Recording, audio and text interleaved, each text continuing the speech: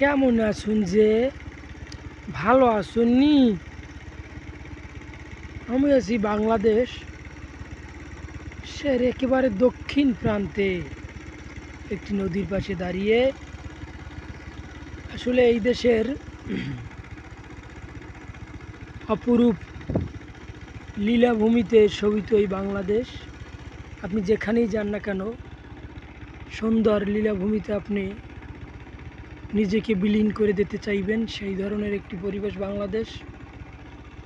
আমরা আসলে নিজের দেশকে সুন্দরভাবে দেখি এবং বাইরের দেশে না গিয়ে নিজের দেশকে প্রেজেন্টেটিভ করি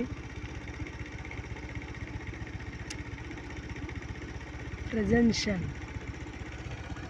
তবেই আমরা পাবো এই সুন্দর এক বাংলাদেশের ফিডব্যাক।